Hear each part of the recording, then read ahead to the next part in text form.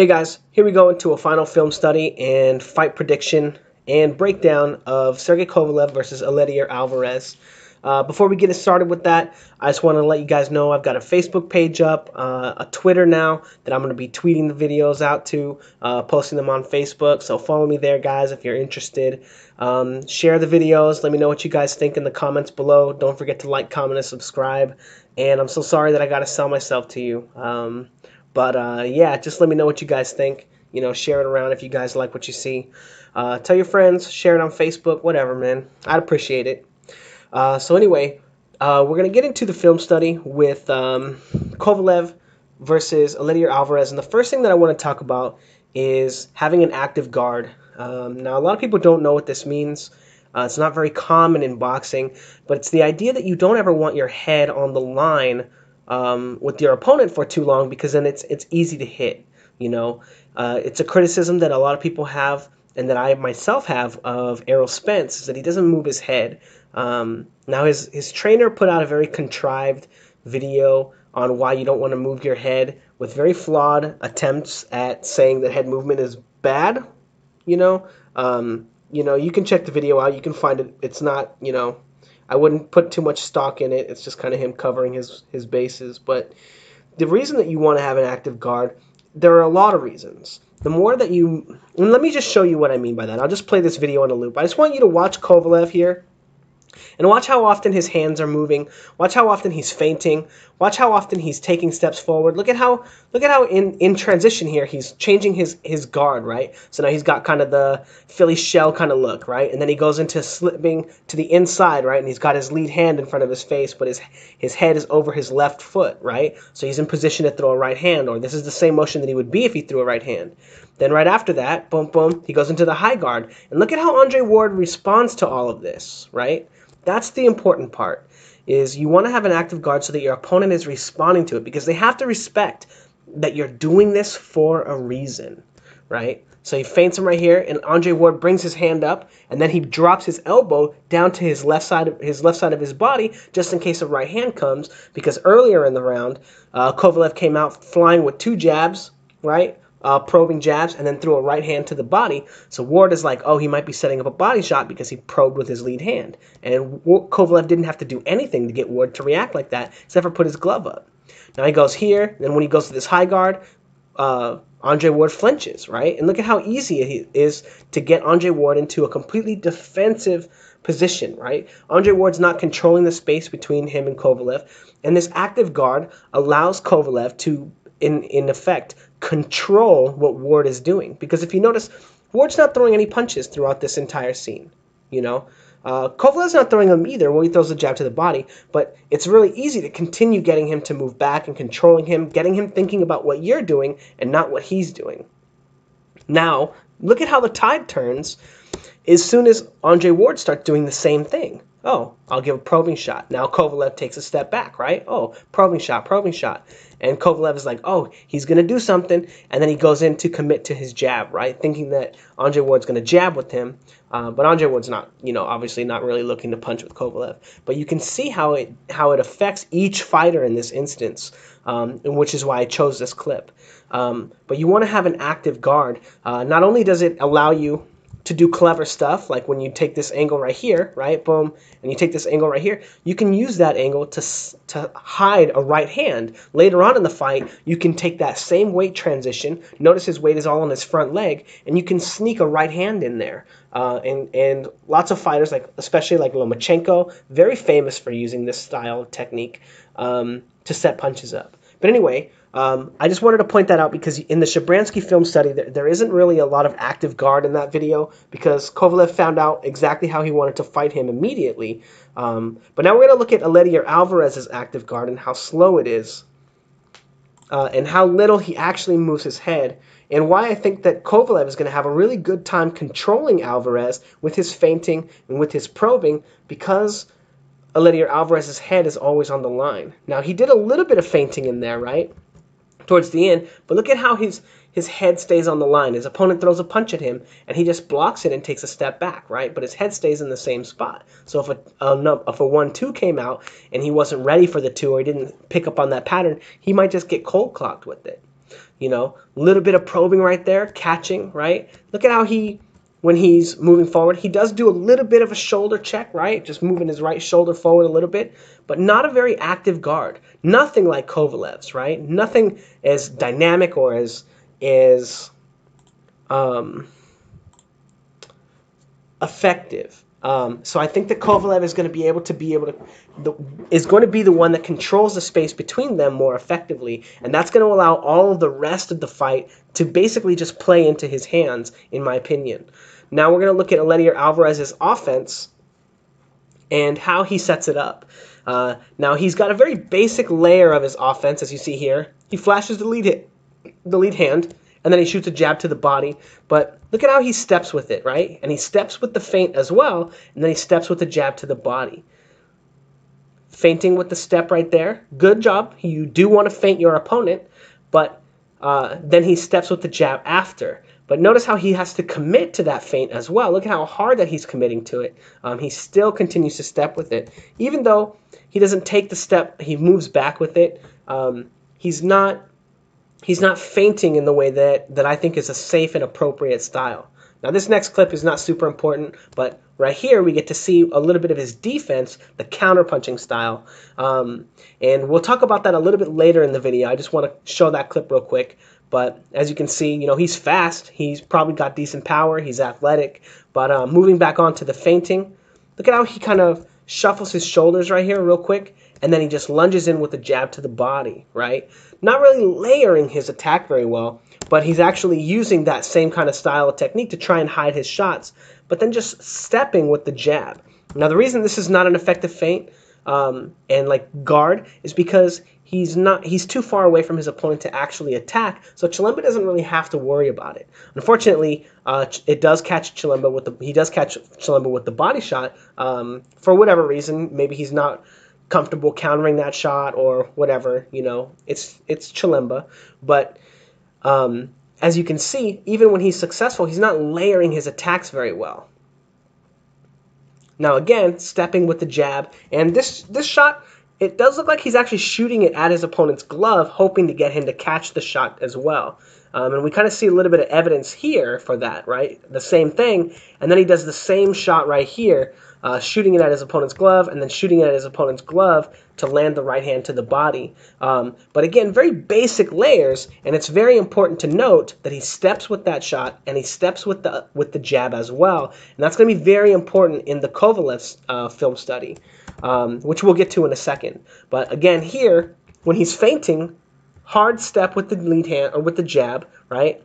And then a hard right hand, right? It's a good job that he lands the right hand. I think he lands it. I definitely know he lands another one. But when you look at his feinting here, he has to step with that feint too and put himself out of position, you know, which I think is a very low-level style of feinting, especially because he's not getting his opponent to react in a way that he wants to.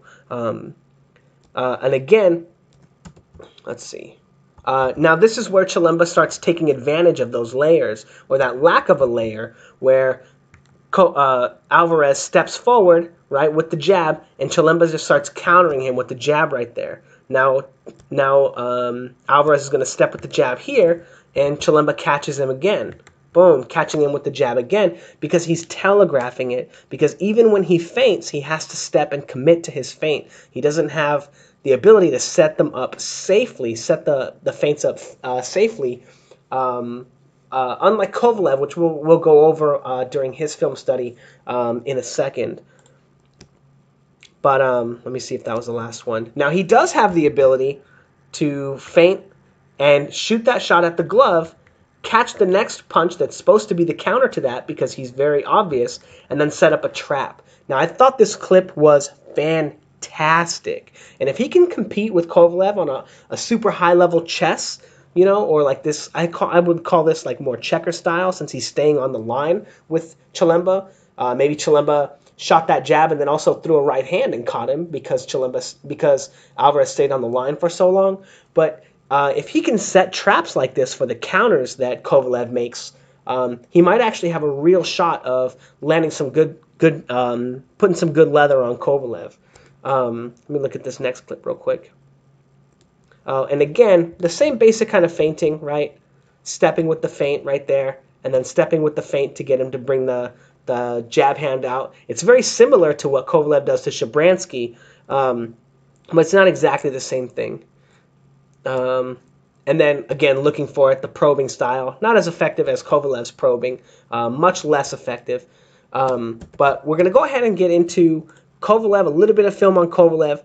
And this is how he takes care of Shabransky in the first round. He picks up on that same style, right? Shabransky stepping with his jab here. Boom. And as soon as he steps with his jab, what does Kovalev do? Slips that jab and gives him a right hand to the body immediately. This is 12 seconds into the fight because he's seen this tactic so many times. Now again, Shabransky slipping, trying to shoot that jab to the body right there. Kovalev's trying to shoot that jab, and then Kovalev jabbing to the body, slipping that jab, and Kovalev able to easily time him when he steps with his jab. Again, easily able to time him. And then boom, the same exact shot that we saw Chilemba land against him, Alvarez, because he doesn't layer his attacks very well, eating that jab to the face when he steps with his jab to the body. So I think that Alvarez is going to have a very uphill battle when it comes to his basic style of offense because he doesn't layer it very well. And I think that the reason I spent so much time on the active guard is because all of the feinting and the probing and the head movement and the angles that Kovalev is going to give him are going to further serve to break the momentum and the rhythm of Alvarez and stop him from layering his attacks appropriately in a way that are going to be effective against Kovalev. So he's not going to be able to feint Kovalev as well, and he's not going to be able to set his punches up very well, and it's going to put him in a position where he's throwing a lot of punches like this that aren't set up well and put him into a position to get hit. Give me 1 second, sorry. My voice is a little dry right now, my throat is. But the next thing that I want to take a look at is Alvarez's defense. And now, when Chilemba shoots this jab at him, Eleider Alvarez's instinct is to counterpunch, right? Showing that that's the style of defense that he wants to employ, is a counterpunching defense. And not usually probably slip or move off the line, but attack his opponent when his opponent puts himself out of position. And that's what you're doing when you throw punches at your opponent. But what happens is Chilemba's able to bait that hook and then counter him as well, right? So showing that it's very easy to get Eleider Alvarez out of position and to attack you, even with a probing jab that's not supposed to land, so you can land your offense. Again, baiting him again, because it looks like Eleider Alvarez's defense is an offense and follows him with that shot and then eats another jab to the head. And again, shooting the jab here, and then Alvarez coming over the top with the right hand and then kind of getting clocked with that left hook right there. Because Alvarez's defense, as he's shown, is looking to counterpunch. Now, the reason that this is really important is because Kovalev is a master at probing. He's just brilliant at feinting, setting up his jab, setting up the right hand off the jab, and the way that you react on it. And right away, as we see, Kovalev probing against Shabransky and saying, "Hey, how do you defend yourself?" And Shabransky immediately saying, "Oh, I use counterpunches." And then Kovalev says, "Oh, really?" And then he goes, "Oh, I guess you do." Eats a jab right there. And then he spends the rest of the time taking that counterpunch away, shooting that jab right there, shooting this jab right here, slipping the counter, feinting Shabransky, and then getting him into the high guard, and then shooting the jab to the body, right? And then feinting forward and looking for the pull counter. You can see the way that Kovalev moves. He's trying to pull counter him and use these same feints, that same timing for his jab to elicit counters from Shabransky. And the way that he does it without committing to his feint, as you can see here, when he feints right there, he's not committing to the shot. He's not putting himself out of position, and it's having the same exact effect on Shabransky as the more committed style that Eleider Alvarez has. As you can see, when Kovalev gives him this feint right here, boom, Shabransky brings his gloves up. and then he sees, oh, he's not looking to counter, so he jabs to the body. Now he feints him here, and Shabransky brings his glove up, right? And then all the way into the final scene where he feints him again and gets Shabransky to counter the jab, and he goes over the top with the right hand. And I think that is going to be exactly, that's going to be exactly what happens to Eleider Alvarez when he fights Kovalev, is that he's going to step with this jab, and he's going to be eating right hands over the top of it all night long. Here we go, more stepping with the jab. Even though it's not a real jab, even though he's looking to bait Chilemba, he has to step and commit his motion to it to get Chilemba out of position enough to throw it. And then moving on, again, when he steps with his jab here, he's still putting himself out of position, into a position that he's going to be able to walk into a right hand. And again, coming forward, feinting, getting Shabransky to bring his gloves up, and then counter what he thinks is going to be a jab, and walking him into a right hand that drops him. And Kovalev was a master at this all night, shooting the jab here, eliciting the counter from him, moving off the line, boom, and throwing the right hand. Unfortunately, in that scene, Shabransky moves off the line as well, but we see it again here when he shoots. Why did it go so far back? When he shoots the jab here, elicits the counter from Shabransky, slips it, and then lands the right hand over the top. Again, just pounding this guy. And again, the same exact thing, because Shabransky is using the same defensive layer as Chilemba, or as Eleider Alvarez, I feel like Kovalev is going to have a very easy night. Not only is Eleider Alvarez's offense not going to be effective against Kovalev, and it's going to get him countered because of the timing, because of the stepping with the shot, and because some of his lack of ability to set traps on it, but also his defensive layer is going to get him in a lot of trouble too, because Kovalev is very good